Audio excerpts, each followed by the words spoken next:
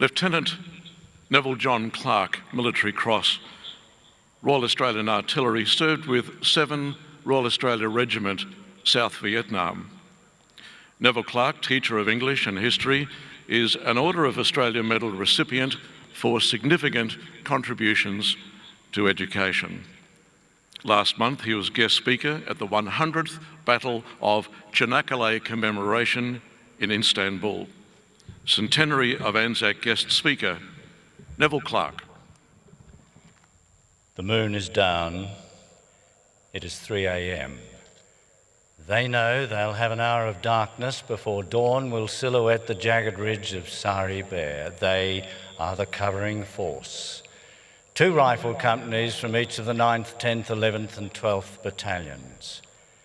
On Ari Burnu, a captain of the Turkish 27th Regiment is straining his eyes seawards, despite assurances from his headquarters that any landing will occur further south, near Fort Gaba Tepe. On Little Ari Burnu, the southern promontory of what will become known as Anzac Cove, a light glows at 0429. "Look at that," exclaims Captain Ray Lean. The figure of a man appears on the skyline.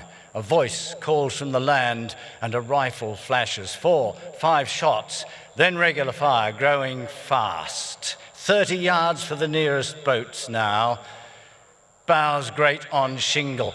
"Thanks, Mid," this to the 15-year-old Royal Navy midshipman of the tiller. Then it's over the side, waist deep, rifles at the high port, but no return of fire because magazines have not been charged. They'll go in with the bayonet. Racing across 10 yards of pebble and sand, men take cover behind a low bank. Lesson 1, Turks shoot straight. Offshore also, Turkish fire is causing casualties.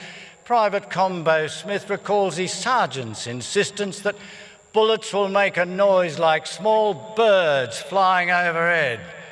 Combo has the whole boat laughing as, cocking an eye at the sky, he remarks to his mate Snowy Howe, "Just like little birds, ain't they, Snow?" Confusion grows on shore. Whether through miscalculation or a last-minute alteration of plan, boats have converged more than 1,000 yards north of the original intended landing place, confronting troops with a tangled array of precipitous slopes. Even worse, units have become intermingled with the boats carrying the 9th Battalion, crisscrossing with those carrying the 10th and the 11th further north still. Commanders are desperately trying to link up with their men. "Come on, boys, they can't hit you," cries Talbot Smith to his scouts of the 10th Battalion. "Come on, boys, by God, I'm frightened," roars Captain Peck as he dashes at the cliffs. On balance, you'd have followed Captain Peck, but up they go, hand over hand, clutching at arbutus roots and prickly holly oak, boots sliding backwards on the gravel patches, wild thyme in the nostrils. It's not the larrikin in the Anzac soul that sends them up those cliffs. It's the discipline instilled in training, together with the initiative of individuals, leaders of every rank and no rank. Men like Blackburn and Robin, Tulloch, Lutit, Plant, Margetts, Layla with his grandfather's Eureka stockade sword by his side, soon to die. And those whose skeletal remains and AIF insignia will be found years later, high on the 3rd Ridge, where on this day they will penetrate further inland than any other troops in the campaign. There's courage and audacity in attack, and you'll see that too in the penetration of the Dardanelles that very night by submarine AE2. And again at Lone Pine, Beersheba, Villa-Bretonneux, Le Hamel, Amiens, Mont-Saint-Quentin, El Alamein, the Ruhr Valley and the Myrna Dam, Mariang San, Afghanistan. Writing of this first D-Day for Australians and New Zealanders, Winston Churchill is to record, "From that moment, through all the months that followed, the power did not exist in the Turkish Empire to shake from its soil the grip of the Antipodes."